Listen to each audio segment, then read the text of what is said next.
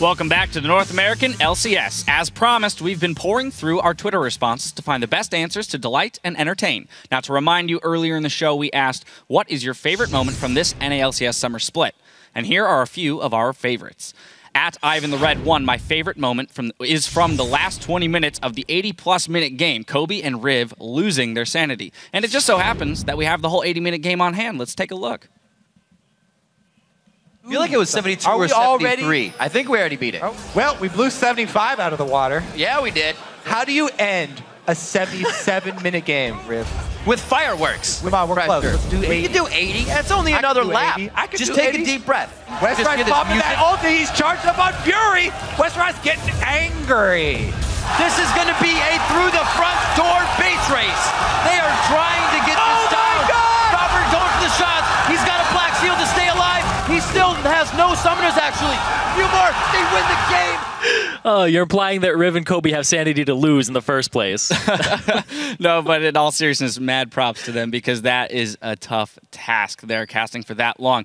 The next tweet we have is at mmoney31, xSpecial being the first with 1,000 assists. Got to show some love to the support once in a while. Here's the big moment.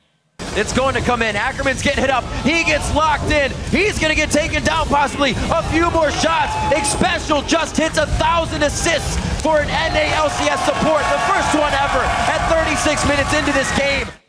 Yeah, and he did it in 100 games, too. And talking to him after that game, he seemed really emotional. And huge props to him because he's been having a good season. And made even more special by the fact that it was the final kill of the game that gave it to him. And our final tweet is at CedricRoth44. I have to say, although I am a TSM fan, that my favorite moment from this split was where Locodoco had to get a bulk cut. Let's check it out. Oh, man. I love it when Riv is just shoutcasting this and get in there. Get him with a little flash ignite. Yeah, I think Bjergsen's a little bit too timid though here. That's kind of my opinion. Yeah, they could have gone harder on the bull cut and cut all the way around, just shave the sides. I love the moment there where he's like squinting. It's almost like I don't know if he's trying to squeeze out a tear or what. Exactly. It's just the pain of losing that beautiful hair of his. Anyway, I feel like he's done a very good job with it since. Yeah. He's been rocking that thing. He styled it pretty well. Can't even notice. You gotta own it. You gotta at least own it. Anyway, solid work, gang. Remember, if you're not already, you can follow us at LOL Esports and use the hashtag LCS to join in on the conversation. We're going to throw it over to the guys at the caster desk to take us into our next match. On the way, Complexity came into the league as the real underdogs, but you won't hear any team referring to them as an easy win now, especially the Cloud9 crew. Complexity's proved everyone wrong this split. For anyone thinking they couldn't compete, they've showed that they can. I think they've taken the game off almost every single team. And they all get along really well, so they just follow the calls, they play as a team, they play smart, and they've managed to win a lot of games by doing that. We're currently 2-1 against C9. Our first 2 wins, I felt that C9 weren't playing optimally like they used to. I think the first few times we played Complexity, we were pretty inconsistent. We were beating a lot of the top teams, and we were losing to Complexity. So it just showed that, I guess, that we need more practice. Just improve ourselves to a point where we're not going to drop a lot of games. Overall, the Cloud9 laners are not as strong as some of the other LCS teams, and I think our lanes are some of the strongest in the LCS. Our last game, we just got touched by them, and I feel that it's going to be a really hard match because I think they got their momentum back. You know, something interesting that Sneaky was saying there that made me think about is that, yeah, these teams scrim all the time, and they're good at scrimming, but scrimming against certain teams is really some of their kryptonite. Cloud9 is against Complexity, and that's always been their kryptonite. So it's our next game. Guess what? Complexity versus Cloud9. And Complexity made a big step forward in their quest for playoffs today, taking a quick 45-minute win, if you can say quick, of course. Yeah, I'd say that's fast for them, considering their average is 60 minutes a game. They're actually now just 1 game behind 6th place against Curse. They, they played really smart, and they weren't afraid to use their lead for once. You have to say, once they got that lead, they were able to keep on pushing objectives, and they had created these situations where they forced Curse into responding, where both choices were lose-lose for them. Right. For example, Complexity, I mean, they got 5 out of 5 Dragons and 3 out of 3 Barons. So control over pretty much all neutral objectives. Very well done for them. I'd say it's pretty good. But all year, they have been Cloud9's kryptonite, as we said, going 2-1 in their previous games. And they could do it once again and pile on to Cloud9's already rough day. Yeah, it's funny how, Complexity coming in with a win, Cloud9 are actually coming in with a loss here. Yeah. They made a few big mistakes early in that game, and it kind of allowed Evil Geniuses to completely dictate the terms of the entire game thereafter. Meteos, he got caught by that Twisted Fate ult when he was trying to get his traditional deep vision down. It's something he always does on Evelynn, and they were able to punish him and catch him with it with the Twisted Fate. Very well done by Evil Geniuses, but Cloud9, it didn't stop there. They also started up that dragon, and Helios made a huge play on Meteos once again with the combo Lee Sin, killing him and then taking the dragon. From there, it was too big of a lead for EG, and they were able to snap Cloud9's 4-game winning streak. So Cloud9 cannot afford to give up any more wins if they want to get that first or second seed for the all-important bye. That's right. Let's get right into this one and review the teams. On the blue side, it's going to be Complexity. That means it's Westrice in the top lane, Kez in the jungle, Prowly hanging out mid with ROBERTxLEE at AD carry, and Bubbadub at support. And on the red side, it's Cloud9er. Up top is Balls, and the Meteos. And the jungle is Meteos. The mid is high, the AD carry is Sneaky, and supporting LemonNation. I heard a niner in there. That's good. Walkie-talkie. So they are supported by the Air Force. That's true, they are. So as we head into Champion Select, we'll see what these teams have for each other. Of course, it's kind of an easy one to say, but what are they going to be doing here on the blue side? Complexity is the one with the upper hand. We saw LMQ kind of get the picks they wanted due to that, and that's kind of all Complexity needs for an upper hand is right in the beginning, because once they get that snowball, it just starts rolling downhill immediately. Right. Even though Complexity are the team with the longest average games in the league, they get their leads early. The emphasis is on the early game this time around, because Cloud9, they need to have that deep vision down. Last time, that was taken away from them, and Meteos got caught out. Maybe this time around, he won't have the confidence to go that deep into the jungle, and Kez has done such a good job of punishing every jungler. Kez has been pretty much the one controlling most of the vision for Complexity. Pretty much ever since he actually joined the team, the whole team chipping in, but he has been making a lot of strong calls, and he is the one also calling where the wards should be placed. You have a limited supply of these wards that you're using, so it's actually very important when and where you place them, timing them with the aggression that you want to take and with the objective that is the final goal.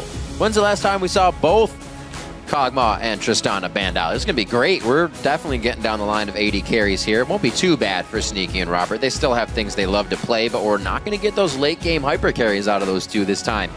It's going to be all about the beginning of this one. I'm excited to see what they go to next year. Me too. The changes to Lucian were pretty interesting. Corki's always a very good champion for the mid-game spike to see if any of these teams really want to go early. But really, all the top laners have been left open as well.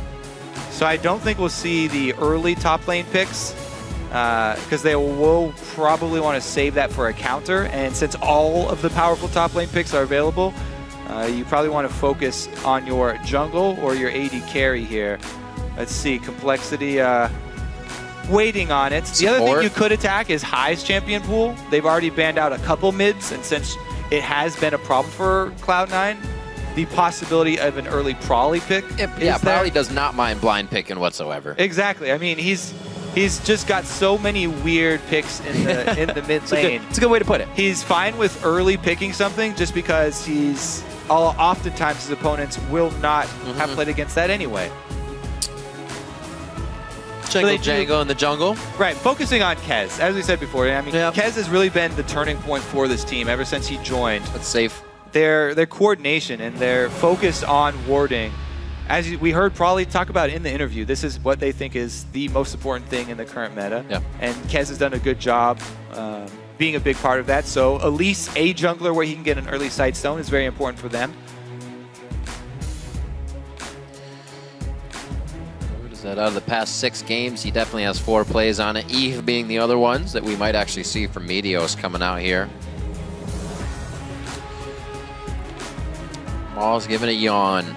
Not even worried about the champion select. It's all in LemonNation's notebook. What do these two have? They're going to support in mid. So he thinks the Syndra is going to be the blind pickup for him. Yeah, they do want to secure a strong pick for High because of the size of his champion pool. And Syndra's a safe pick. It's a lane bully. Very, very easy to punish anyone.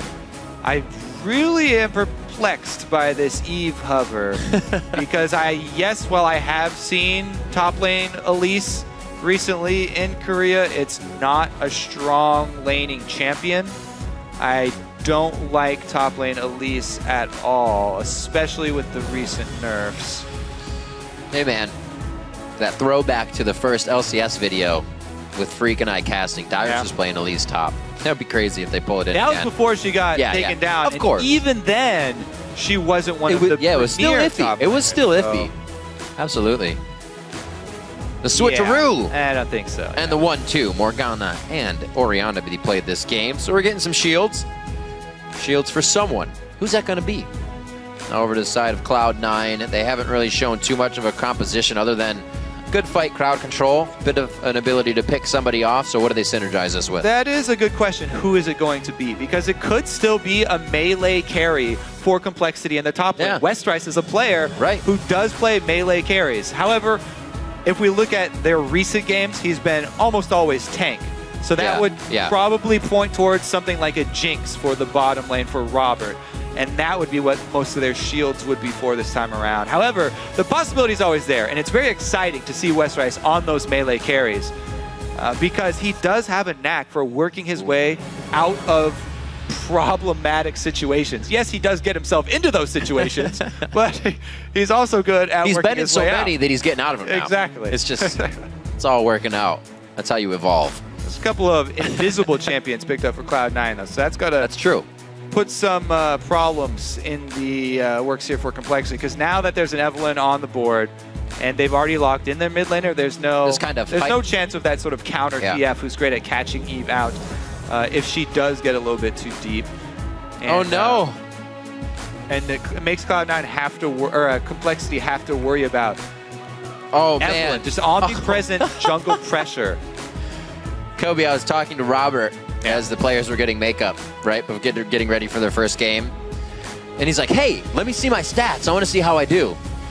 I should never pick Twitch or Corki. Okay. Oh, man.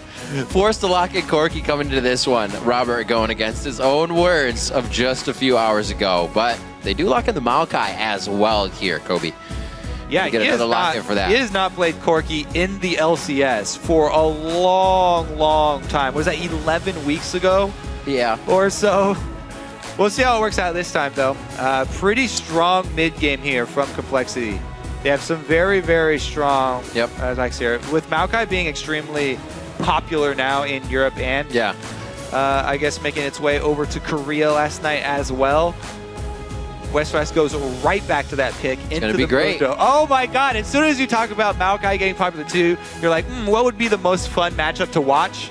Maokai versus Mundo in the top lane. I'm ready. The most ridiculous tank fight ever. We're making our way back around to the days of the Mundo, Trundle, Shyvana meta. But yeah, we'll see here because there is a lot of potential for Cloud9 pick off. They've got two invisible champions, and they also have a lot to work off in the mid lane, with Syndra being able to set up ganks so easily for either of those two when they start roaming. All right, so as the teams load onto the Rift, let's see who you voted to take this one. It might be changing now. According to LOLesports.com, however, when we took it, 79% of you are saying that Cloud9 are going to rebound here with a win. Also, keep on voting on Twitter. Tweet the hashtag either COLWin or C9Win to LOL Esports, and we will update it throughout the game. So Westrice back on that Maokai. Very happy to do it because of the recent trend that we've seen him going to tank over and over and over. Maokai might be the best tank, right up there with Mundo. We actually have the two best tanks in the game right now in the top lane. So we'll see how that one does play out. The changes to Maokai are so feel-good. Like, sometimes there's changes and you're like, I like this. But this is like quality of life feel-good when his ult stays around you now. I like it. So what it really did to him is he is the premier peeling tank. Yeah. He is so good at peeling, especially against melee carries. So this Evelynn here, Meteos, it's going to be very hard for him to get anywhere near ROBERTxLEE. Yeah. I think that it's going to be very hard for anyone on Cloud9 actually to take out Robert unless they land one of those long-range Syndra stuns through the team. It's one of the big things about Syndra. Her crowd control can go right through your front line. Doesn't matter if it hits that Maokai. Look out on the backside. Oh, he's got Mundo. Balls for president. We will see. Coming out into the rift. Complexity versus Cloud9. Doesn't seem like there's going to be any lane swappage going on. Maybe, as of right yet. We're going to see how they get some deep wards in. Have been kind of lackluster throughout the entire day on deep wards. Be sure to know where Meteos is going. Yeah, if there was to be a lane swap, I'd probably expect the Sneaky and Cloud9 to try and do that so that they could get Twitch to his Blade of the Ruined King as quickly as possible and then have him roam around to make those picks. However, Cloud9 also would not want a lane swap because they have Evelyn, and Evelyn also wants to take advantage of the roaming early. Right. Which is you don't want to taken stop down a that. notch by the lane swap. So it's funny how Cloud9 have both the incentive as well as the something to dissuade them from pulling off the lane Here we go. swap. Oh. Looks like they won't be doing it this time around. Can you kill a Spiderling? Kill a Spiderling. There you go. Smite it. Haha. Quick thinking. Smoted. Get that 5 gold. Nah, it's just smoot. Smoot? Smote. Smot it. It's somewhere in there. Just keep on tweaking it. And if enough people repeat it, there you go. Then it doesn't even matter if it was the right word in the first place. Maybe maybe it's ever changing. That's how you change language, Rib. Yep. You could be the one. No. I already say enough different things. It's not followed. All you have to do is get enough people to follow you. Here you go. All right, it looks like, though, yeah, we probably won't have the lane swap, but it will be topside starts for both junglers. And that ward on the red will give up the Evelyn initial start here. Hey! Sneaky indeed. Maybe that will be. So it is going to be lane swap then. If he shows up in the mid lane for a gank, that's 100% lane swap there for Cloud9. That's the most common thing to do with a Twitch when you want to get him to that early Blade of the Ruined King so he can start roaming around ganking is first get off an early mid gank. And even though they had Vision of Eve, so they felt content to push up, it does give a small boost to high in the mid lane. We'll take down Meteos' early roaming a little bit. Bubbadub not soaking up any experience on that. You can see his bar isn't even an inch full. So he gets out of that one, really just causing a little bit of harass. But see how this works for Meteos. He doesn't like to go around the jungle with a buddy. Usually hinders his jungle a little bit. Yeah, I mean, it's going to take it down a little bit there for Evelyn. Maybe it'll relieve some pressure. They do let him get most of the lane, minions, though, always. But Mundo does not have a bad time in the jungle either, so he can help take out those camps pretty quickly with the cleaver, and then makes his way right down here to the bottom lane to soak up experience. Now, meanwhile, Cloud9 are banking on the fact that there's a dive coming in because Elise is really strong at diving. But Meteos, he took a chance there and he went to go do the white. Now he's kind of screening for balls to see if the dive is coming. Here it comes, and they're able to back out just in time. They don't even have to use a ward to watch for this one because they expect it coming in, and Meteos is able to watch out for balls. So good job by Cloud9 avoiding the early gank. Now the question is, what do they do about the dragon? Because their support is showing in lane. So it's not even like Cloud9 are pretending that they will contest an early dragon. Oh, hello.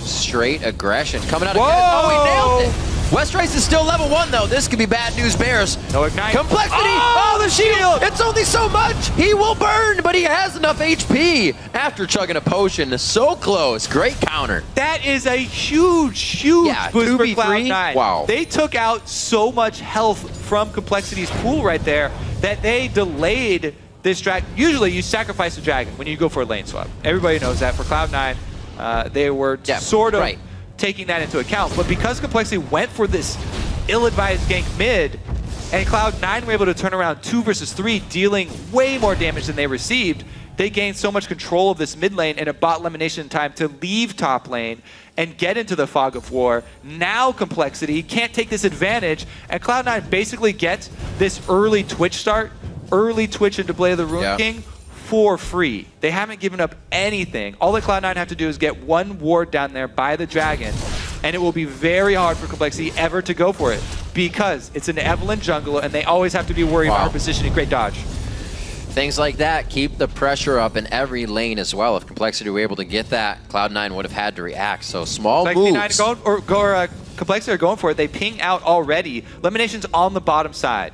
So they can try and contest this dragon. You take a lot of damage as Complexity going for this, but Meteos is in base, so it might be perfect time for Complexity to rush this dragon.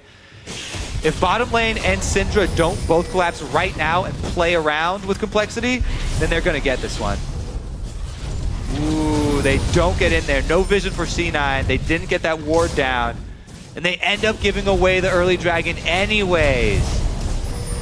It is being traded, though, by a full lane of farm. Sneaky has been able to freeze the top lane in his area, so this is a full lane of experience and gold that's being traded for that dragon. Cloud9 are focusing all of it onto Sneaky. Well, they're going to have to. Everything's been about late game and the AD carries. Man, you can still get that out of him. I really thought that Cloud9 were going to come away with defending that early dragon, but they didn't get that one ward down. And Complexity do a great job. Complexity did a great job of securing that, because if you don't come away with that dragon trade for this top lane advantage, sneaking that Twitch over there, then it's going to be really detrimental to your mid game. Nice dodge, LemonNation getting in front. The stand behind me and a bit of unbreakable for safety. Still waiting to see how these teams are really going to be able to build each other up, where the first kill is going to go when we start. Because right now, his focus is still on the top lane here for Complexity. If they can take down Sneaky, it'd be a great shutdown there. Yeah, so Sneaky, what he's done by freezing this lane is draw this level 2 Maokai out into the danger zone. If Cloud9 actually bring over another member, then this is still a very squishy Maokai. Twitch is level 6 right now. Yeah. Highest level on Cloud9. High just tying him now. He is extremely, extremely dangerous. Even though he hasn't gone back to purchase, the power that you have from levels. Here we go, the slow comes in. Cloud9 playing this one perfectly. Spray and pray. Actually, attack gets in range. He goes to the flash, gets the expunged. Anything else onto Kez? Not going to happen. But first blood going over to Sneaky as Complexity. And High looks to get another one. That's going to... Oh, no, he does get him. So what happens when you repel is it makes you untargetable. It does not make you invulnerable. You were already targeted. Since Syndra's ultimate already had been cast, it's still going to do damage to you because the target has already been acquired. Bottom lane, a little bit of a scuffle for brush control. LemonNation going back and forth with Bubbadub here. We're still waiting on level 6s from this lane. And they're just playing with fire right there. It's well done by Cloud9. Sneaky and not hesitating to flash in because he does have the expunge to finish him off there. And that is a huge bonus for Cloud9 that it went to Sneaky so that he can start roaming around with Meteos. Yeah, it's already gone. We know the end of that story. But also, it sets Westrice so far behind. You cannot have a tank have this bad of a start. No. He will not be able to perform his position. He goes in, he's a little baby jumping in, and he's as easy to kill as a sapling, basically. It doesn't help if you miss melee CS either. But it's going to be very easy for anyone on Cloud9. If he twists the advances right into the fight, he's just going to get blown up. So he's going to have the Orianna ball on him, plus the extra shields from Morgana or something in order to keep him alive and set up that shockwave. Without that, I mean, Cloud9 can easily just disperse and focus him down. It's been rough. They played the jungle buddy system a lot better, that's for sure, with Meteos getting more balls than went to lane when they went from top to bottom and soaked it up. Westrice was forced to stay with Kez for longer. Meteos goes right back to take advantage of the baby in the top lane. Westrice gonna get hit up here. It looks like 2v1. I don't think he's gonna have enough time. That's gonna hurt. One more. Gives him the business. I see what you did there. All right, and the funny thing is that even though Kez is on the top side of the map, it's super dangerous for him to go try and soak up experience here. That's just going to be a tower hit. Oh, yeah! Oh, my God! Kai says, what are you serving? I'll have 2. Woo. Oh, pain here for Complexity so far. Man, probably thought he had the upper hand on Remember, that. too, that yes, Complexity are 2-1 versus Cloud9, but the 2 games that they won were the first 2 games of the season when Cloud9 were suffering and still trying to get back from all of the shakeup that they had to do when splitting up for All-Stars, and High having his problems with his lung. That's right. Here. Oh, Bubbadub with the flash! Bubbadub flashes in, throwing down the stash authority. What a flash to the safe side of the LemonNation nation. He's gonna go down. Boom! There it is. Last shot. Bang, bang, boom. Get ROBERTxLEE going because Sneaky, he already had some kills before that, so that's a great shutdown. Complexity needs to keep that roll going. Yeah, he hasn't gotten the Blade of the Ruined King finished quite yet, and the Sheen power from Corki is way too much burst. That's great. Once again, Meteos does get caught out, and they burn the flash. So the double kill down bottom is good for Complexity because they do have, you know, more mid-game oriented setup here. However, the Dragon not back up right for them yet, so they aren't really able to get extra global gold after that. It is going to boost Corki towards that Trinity Force, though, which they really, really need, because Man is their top laner, going to need some help at the next Dragon fight. 24 seconds, Cloud9 setting up for it already. These deep wards are seen, so at least the sweepers can be used in the right spots, but it's not going to help if they can't get to Dragon in time. Now, Westrice is walking down because he doesn't have a teleport. What I'd like to see Cloud9 here do is not start up the Dragon and just use the vision advantage that they have to delay Complexity. If they just poke Complexity here over and over and delay them from doing Dragon, Cloud9 will get a huge win. Westrice can't get back up to that top lane. Balls will get damage onto the turret. Complexity are very vulnerable to poke damage right now. Yeah. The Syndra stun is extremely long range and could be devastating to even the tank if it goes through, but High gets caught out! Whoa! That seems to be a very dangerous area on the map for High. More than once he's been down. It's going to be a big play. This is terrible for Cloud9. They cancel the teleport too, so he walks down. Great pick from Complexity there. Huge, huge props getting that pick off because that was exactly what they needed to take away all of the extra power that Cloud9 had. Cloud9 just lost not only Dragon, but also their teleport advantage. Pretty big swing right there. This will be something new for Complexity, that's for sure. They usually get the early lead. They have a very poor record of coming back from a deficit, so to do this against Cloud9 on Super Week would be very big. It's the advantage of running the Elise and Morgana, which we always used to talk about when Cloud9 popularized it first. You know, both she has been nerfed since then. However, this is the benefits of running both those. They keep throwing out these skill shots. You know, there's very, very little opportunity cost to throwing out that skill shot. It's only going to be down for a few seconds. Well, the cooldown right now is pretty long. He hasn't built up his cooldown reduction. But right now, you know, he doesn't put himself in danger to do it at least. And he was rewarded right there. Huge reward. Very little risk. So Complexity get right back in this game. And they need it too. We'll see what they can do with this Corki. Because Corki's the one packing most of the punch for this team. They still have a bit of ways to go. Probably not the strongest, sitting at about 600 gold and Athene's unfinished, quite a bit of CS behind. So it's been a rough mid lane. High's been working it well with the rest of the team there. Very good control by Meteos and the rest of the squad in the early part of the game with their swap to somehow get an advantage for themselves. But Complexity is seen right through that strategy, and now they're starting to turn the tide, as we saw within our last fight. This top lane, riveting. Good dodge there by Westrice. Well, it's actually this top lane is a lot more exciting now because Westrice is so under-farmed that it's just so dangerous for him. It makes it more exciting. You're like, when is Balls going to kill him? Is Balls going to dive him? Maybe this turret's going to go down. And so what you're saying is you like clubbing baby seals. Interesting interpretation, and I would have to disagree with your interpretation right there. All right. I'd have to say I'm against that. Looks like Westrice has official stance is no. Looks like we're going to have the turret almost going down, whether Westrice is there for it or not. I'm not sure Cloud9 worries about it. It's going to be moving up. Coming up. Yep. Uh-oh. Can he make his way through these wards, though? Yeah, he gets pinged out. You can see, though, even though Westrice is so far down, this is the massive sustain that comes along with Maokai. And if he keeps on dodging like this, he's dead. High made his way in. Interesting even with the miss. Probably was doing race at the time. I know he probably made the call to the team, but there's not much you can do once you Westrice Now, that. they did That's get the lead. kill, but it is a trade on turrets. Right. Complexity don't lose out too much here, and they make a stronger push. This is a much better case for the second turret here for Complexity. Have a lot more power to take this one down than Cloud9 do have at Complexity's secondary turret. So Complexity are getting a strong shove on the secondary. However, mid is the focus for C9, and if they get another kill plus the turret, then Cloud9 will not have to stop their push. And Complexity will continue to just bleed more and more objectives. Red team's turret has been destroyed. They get it though, and can they pinch them? Back off mid.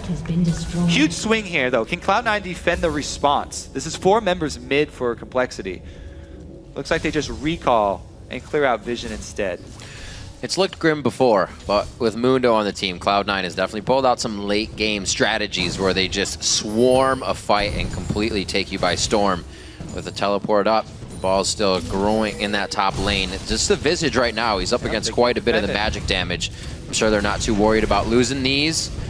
We'll see if Complexity though can push this advantage. Now they have the 100 gold lead working for themselves, and it's paying off. So even though Cloud9 got that kill, big pickups for Complexity. We have at the point where Sneaky's got his Blade of the Ruined King. The thing is, Corki already had his Trinity Force, a couple minutes even before this. So opening up on Corki is still a dangerous proposition. If Corki's able to hit his Phosphorus Bomb, and it becomes a little bit more difficult to pull off that assassination, and Sneaky would probably need LemonNation behind him to pull it off. Cloud9, based off of lanes, based off of CS, they should really be handling this. But right now, Complexity is finding the way Interesting to flip that focus here. seesaw 4 back and versus forth. 4. LemonNation backs off, so that means Sneaky and Meteos need to do the same. They should be fine because they have ward coverage as well. Pink ward defense is up. Pink ward defense is down.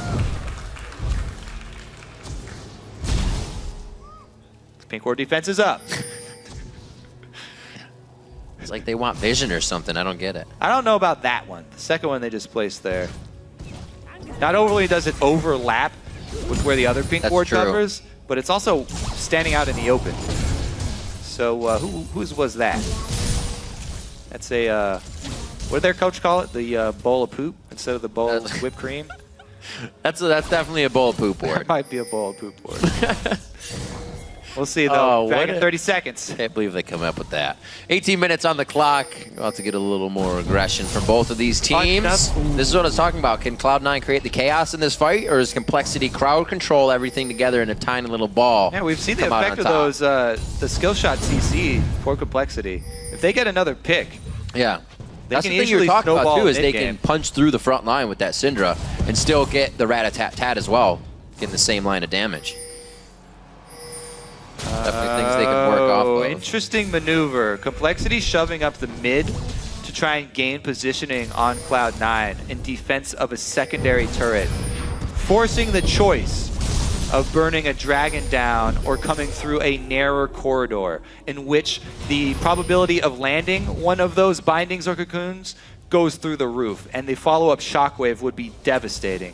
So Cloud9 does not want to funnel through one of those small corridors. Instead, they bunch up by a dragon pit. We'll see if they can disperse here. Dragon going down, and they zone out Kez! Meteos able to get it. Sneaky gets hit by the shockwave, but he has all the time in the world to fire. Great shield coming from Prowley, and they save Kez on the outside. He's only offering the bait right now for the rest of the fight. Cloud9 was able to focus down and take down Bubbadub instantly. Ooh. More business going over to Westrice as Balls finds another kill on the game, and Cloud9 regains control. That's the problem there. If you're delayed as a Maokai and you also go Rod of Ages, that thing, he just completed it. Still needs a lot longer to stack up. He's very, very weak at the moment. That's a long charge. Very quickly. Cloud9, not only did they not have to give up damage on their secondary turret, but they also got the dragon. Blue team's turret has been I don't know there. destroyed. After seeing the aftermath, it's easy to say, oh yeah, Complexity should have just shoved up mid instead of trying to fight around with that dragon, but no, hindsight. Either or. Kez just gets destroyed. That shockwave was only hit Sneaky, and Sneaky, it didn't even hurt him because it brought Sneaky closer in, and their front line had such a big presence. Sneaky did not have to worry I believe that was Ignite, and I don't think that ball actually even hit him there. No, you're right. Yep, Ignite was just off a cooldown. Bubbadub almost skirted away from the danger. And 20 minutes on the clock. Cloud9 regains a bit of control, and history repeats itself for Cloud9. It was at a dragon fight where they love to be and where they love to take control of the game. Yeah, this time C9 coming up with the dragon and the kills afterward. And that's very big for them because they have the opportunity with these double invis characters to really keep Complexity balled up inside their own territory and just starve them out. It's the same age-old sieging tactics. They don't actually have to siege up around turrets. If you cut off supply lines, then you can just wait them out here. Looking around at finished items. Yomu's finished up onto Sneaky. Ooh, has that what a 2-item combo. threshold. That is devastating. That means that the assassinations are very, very, very scary coming from Sneaky right now. Because the thing about Yomu is its flat armor penetration. Pew pew! Gets him down! Oh my goodness. The thing about Yomu's is not only the burst in power for the active, but the flat armor penetration makes you rip through the targets that you're specifically looking to assassinate, which are the AD carry and the AP carry, who at this stage in the game, nobody builds flat armor. So the flat armor penetration, huge. Oh, one more. Throws it down on the ground. High getting a kill for himself as well. That's 3 members of Complexity down. Oh, High, you're taking the turret here, buddy. Situations, very close there from High. He goes for the Valiant turret. Tanking. So he gets out safe. Everybody gets out safe on that one. High's kind of limping away, but let's see this again. Yeah, we probably wasn't even ready. We saw him coming down the lane, and he just completed those combos like you're talking about. But there is Lemon right behind him to save him from the Corky, as we thought. Brawley's looking to catch up. There he goes. But the speed from Ghostblade, just as useful as the offensive capabilities. How does Complexity answer? They were definitely caught off guard there, and that doesn't help Kobe, because just previously, Cloud9 had won an even bigger fight. So they're just getting a bag of chips on the side now. Complexity really needs to pull themselves out of this rut, because they just found themselves 7,000 gold down in a matter of no time. Yeah, it's going to be really difficult. As we said, it's so easy for C9 to cut off the supply line, because as we just saw, anybody outside of their turrets and outside of their pink ward defense line is going to need to have a buddy with them. Yes, Complexity were the first ones in North America to start that jungle buddy system. Now they need to implement the nobody's able to get outside of our towers without a buddy system. It's going to be quite difficult. A lot of Complexity has sunk some early money into the home guards to keep their base alive, which is necessary, but still hinders their late game capability, which they're already not scaling super well into, but they can get there. They have the Orianna. That's about it. Thing is, Cloud9 at the turrets, if they actually siege all the way up to a turret, not that strong. And they have... That's right. They definitely have a pretty big weakness to Westrice on Maokai, you know, flash twisted advancing in with a shockwave ball ready. So Cloud9, they are probably going to have to just continue to blank the warbs, the map in wards, and control the neutral objectives until they get one of those key picks, until they can have Sneaky or Meteos plus High catching somebody off guard and taking them down. And look at this, we even have a rush from Bubbadub on the Twin Shadows as well. Very interesting builds to mitigate what Cloud9 is bringing to the table. 10-3, 24 minutes in, and Cloud9 says it's time to clear out Complexity's security system here in the jungle. Right, Westrice Flash is available. So, Complexity fans, they still have something to hope for. If Complexity can get a surprise Maokai, you know, twist advancing in and a shockwave to pull together these squishy members of the backline, if they can get a high plus sneaky shockwave, they can still pull that combo off. Because Maokai as well brings in a good amount of AoE when he jumps in there. So shockwave, dissonance, plus all of Maokai's AoE that he pops off when he jumps in, could be enough to blow up that backside. And that's where all the power is, because High's the one with most of the kills. And of course the Sneaky is one of the main targets. Yeah, Sneaky at 3,300 HP now. Warmogs and everything else built up around him, especially with that Visage health regen, assisting him greatly. 43,000 to 36 as 2 of 4 dragons now going over to Cloud9. They're just kind of biding their time before they, like you said, get to a turret. Everything they've gotten that's given them a lead has been the fight at Dragon or sneaking up on somebody. It hasn't been at the turrets. Yeah, and Cloud9 are playing it well. They've always been the team that's pretty much the best at not rushing when they don't have the power to rush down and siege up turrets. They are just slowly controlling all of the gold outside of the map, outside of the turrets for Complexity. Very methodical. And just waiting until they do get the opportunity for one of those picks. The other reason why Complexity have to do that Twisted Advance, by the way, to carry the Shockwave in, is because there's a Braum on the other team. And Braum can block a command attack from Orianna and stop the ball there. So we already saw it once today. The only way you're going to get in there is if you got Westrice, the linebacker, to take the ball into the back lines and actually deliver it himself. It's a suicide mission, Kobe. Probably won't be able to do it. Absolutely suicide, but sometimes it needs to happen. High picking up blue.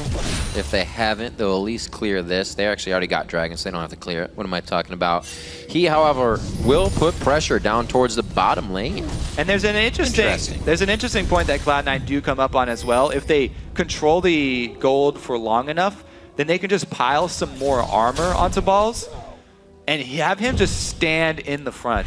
If he continually if he gets some slows onto Westrice and he chain slows Westrice, he can keep him off of diving in for a long time. You can see Westrice trying to sneak around the side, and he almost gets picked off already just by Lemon on the front lines here. So Balls and Lemon, what their job is to do is to screen out anyone who's going to try and get to that back line. They slowly pick only to half health. That's actually pretty promising here for Complexity. If he can get back into the fight, it'll be quite nice. It's a stun! Wow, everybody's taking way too much poke damage just across the board there. Cloud9 doesn't even have to focus fire. The skill shots are enough, one on the other. And it looks like they're going to be able to back off now, happily with an inhibitor in their name. Looks like they have some pushing to do in the outside lanes, or it's going to be this Baron pressure. Yeah, the thing about Baron is, they have a lot of work to do if they want to set up a Baron bait. There are a lot of wards there, and they do not have... Well, they have 2 more pink wards that they could spread around. 2 accurate sweepers used. Oh, that's a juicy pink ward to fight over here.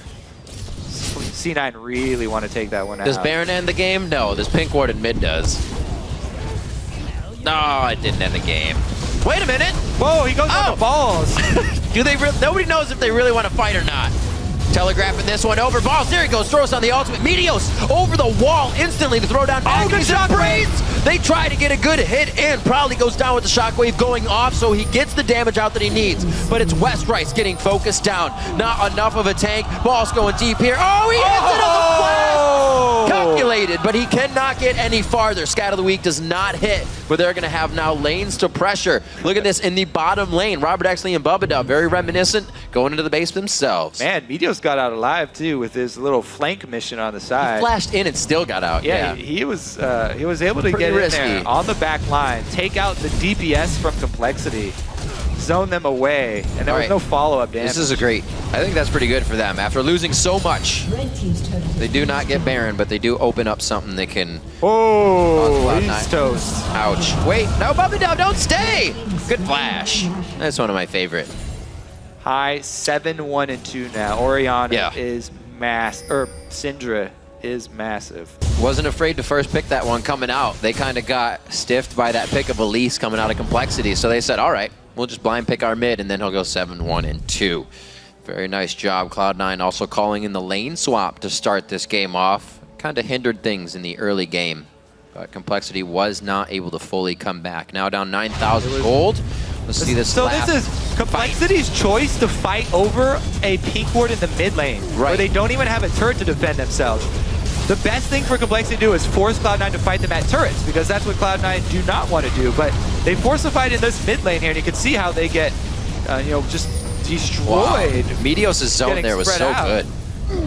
Yeah, I mean, Meteos playing it from the back line like we talked about to slow down the DPS and sort of, if Robert is not able to auto-attack throughout the fight, then you mitigate so much damage from Complexity. It was just a weird choice by Complexity to actually fight over a pink ward out in the open. It was kind of like then huddle up and defend. Their taunt that went wrong. Yeah, they baited themselves with a pink ward, exactly, really. Exactly. Going deep. They going real deep. 3 inside the base. They're still looking at the turret high and sneaky on the backside. Say, guys, we'll be there in a second. Just kind of hold the front line. And they do so. Balls, business everywhere. He's making deals this entire game. 4-0 and 5. On Mundo, going wherever he pleases, going 5-0 and 5. He's gonna get out before the turret can even take him down. He's eating turret shots for breakfast. Double kill for Balls coming in 17-3 as Cloud9 will not let Complexity take another game off of them here in the final Super Week of North American LCS. 31 minutes into the game. ROBERTxLEE gets popped up. They get some more fantasy points for themselves and their fans. Cloud9 takes down Complexity. Pretty strong showing as well. Pretty strong, a little bit of a falter. Thought Cloud9 was going to let Complexity come back in that mid game, but they could have actually made a few mistakes. Complexity's lanes were not as far as they needed to be along. Westrice did not have the best early game, and that really gave Cloud9 positioning to do whatever. Meteos having a pretty great game around the jungle this time.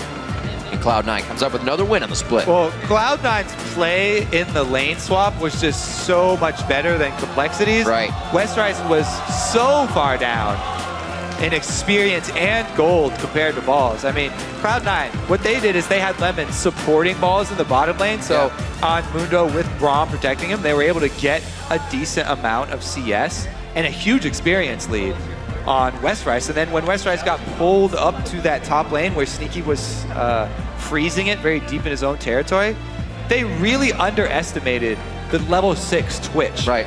And that's probably what cost them the game. Just feeding over a first blood to the level 6 Twitch and destroying Maokai's chances of coming back by dying again there, where he really needed to take that opportunity to get back into the game and get some more experience. Cloud9 attacked immediately. Until now, I forgot that Sneaky actually came into mid lane right at level 1 and pushed out Prolly to 200 HP, which causes Prolly to chug his potions right away. Not having potions immediately in mid lane. Against Syndra? Against Syndra, you have to play amazingly safe. And Prolly's usually the guy that's putting so much pressure on the lane that that's where the jungler's being called. So the lane swap, everything else that was happening in that early game hit onto Prolly really started to shut down Complexity when they thrive. Yeah, it was all about Cloud9 deciding what this game was going to look like. You know, starting off the lane swap, going with the gank mid, and Complexity trying to adapt to it, not coming up to par. No, it was close. A few fights that they wanted, they gave Cloud9 that dragon fight where Cloud9's like, hey, this is actually where we get back into the majority of our games if we're ever down, or just make the lead that much bigger. They slowly pushed it. You can see him talking to Charlie there, their analyst, about how the game went. And a solid Mundo from that man in the top lane right there. Coming out very strong. So his consistency on the up and up, and it seems like that the lane swaps didn't actually hurt them this time. We were kind of talking about Balls having his 1v1s, being able to play at Rise or champions that can do damage. He can still go back to the tank utility mode. He got to play a 1v1 about 10 minutes into the game, and it was against a guy who's 2 levels down. He was like, okay, I'll take it. Why not? And then he was coming up with the cleaver kills at the end as well to pick things up. Huge play in the mid game by Sneaky, just taking out Prolly all by himself, and then to stand behind me from LemonNation to capitalize on that. That's how Cloud9 played when they were the champs of the splits. Every game looked like that, where opportunities just came from thin air. It felt like it just came up, because Sneaky was like, all right, I just completed my blade and my blade. I've got my Rune King, and I've got my... Make it happen. Yeah, so, and then it was like, oh, look, Prolly's right in front of me. I've got both items. This is the perfect scenario. All right, so while it's fresh in the old noodle, send your favorite moments from the day by tweeting at LOL Esports and use the hashtag LCS Big Plays. Don't forget. So let's send it over to Dash at the analyst desk to hear what the pros have to say on that match. Thanks, Riv. Joined here by Sneaky and LemonNation of Cloud9. Now, my first question for you has got to be, you started the day off with an unfortunate loss. So how does it feel, one, to come back and get that win, that much-needed win, but two, more so is how the preparation is after a loss to come back into a win. Lemon? Well, we only had one game between to actually look at what they did in their initial game and see how that affects their game plan going in. So we kind of just have to get over the game loss like as quickly as possible, just basically ignore it and just move from there. So is there anything specifically that you gleaned from Complexity's first game of the day that you were able to utilize in this game? Yeah, we saw them prioritize Maokai extremely highly. I think that was the most interesting thing, that we didn't actually know if they had that priority or not. All right. Well, then, Sneaky, with that Maokai priority, you guys chose to pull the lane swap because you had 2 giant tanks and you picked up the Twitch. So talk to me a little bit about the decision there for the lane swap and how it ended up benefiting you guys more so than them. Well, Twitch is actually a pretty bad 2v2er unless he's against a really weak laner because of the nerfs that he most recently got. It was like base AD, poison damage. I've tried 2v2ing so much and I just lose out in almost all trades. And I miss kills because of the nerf. So 2v1ing is like the most optimal strat for Twitch. And it came out really well for us because Maokai was... I'm not really sure exactly where he was the entire time, but he got super behind and I was literally double his level. I was 3, or he was 3, I was 6. And we were able to just force a free kill on him. Yeah, that was a really interesting gank there, top lane. You're already level 6. You were the highest level on your team, actually, at that point, which is very odd for an AD carry. But, Lemon, speaking more to the Maokai being so far behind, and at one point, Mundo had 100 CS to Maokai's 50, right? So it's literally double the CS. Yeah. Why is it that we didn't see you, and this is not a criticism, just a question, is why is it that we didn't see you guys forcing objectives and diving turrets? Instead, you opted for trades around the map? Well, they're a full magic damage comp, and we had Mundo. So basically, we knew once we actually got our magic resist, we could have these like amazing team fights where we would like guarantee win them. So actually, in early fights, Mundo isn't that strong compared to like a mage like Maokai is. So we didn't actually want to force too hard until we actually had the MR. Right. So okay. So you're actually taking your lead and saying we can use this to secure the late game and make sure that we're going to have a strong front line to protect our carries. We didn't want to be too antsy. Gotcha. Now, Sneaky, something that we noticed in this game is the fact that 2 ADCs were banned, both Trist and Kog'Maw, which are by far the most popular picks at the moment.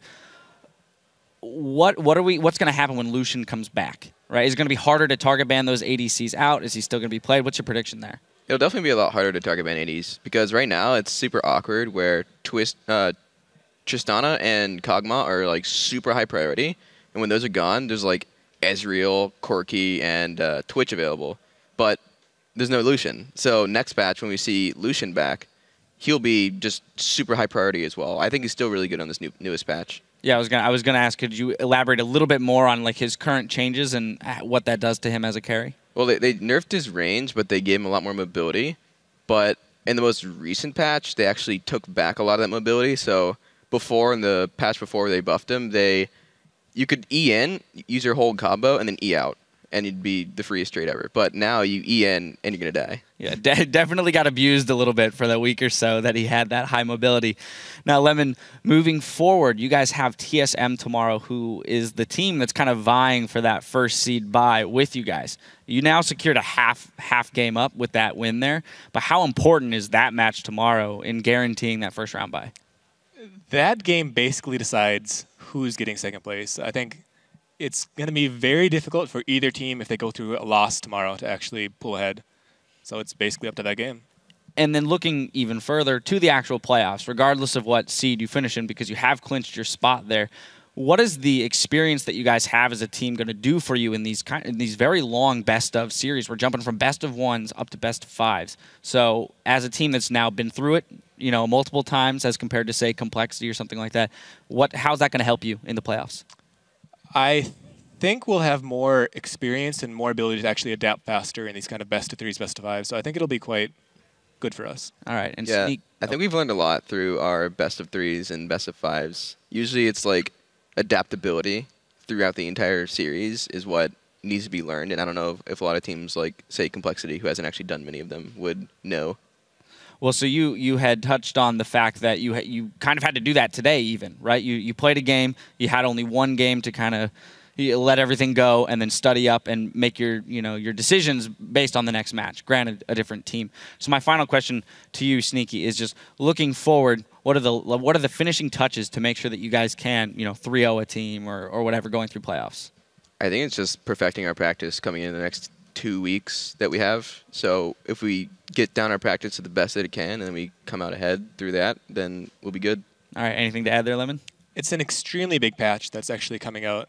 So we have to adapt like very quickly to this. Do you find that your team is one that can adapt more quickly than others? Do you think that's an advantage for you? Historically, we have been able to adapt quite well compared to other teams, but it's different every patch, so you never know. All right. Well, best of luck in that adaptation. Congratulations on the win, and hopefully we'll see a couple more, right, in the next coming days. Hope so. Now we've got to patch up the Nexus for our final LCS game of the day. CLG versus Dignitas. The North American LCS continues in 3.5.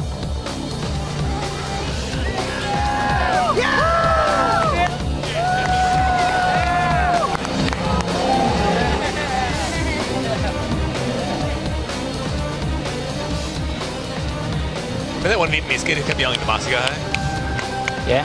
Kind of sweet. What happened? We were in like a LAN cafe in Vietnam, and there's this guy playing League of Legends next to us. He's like 8 years old or something.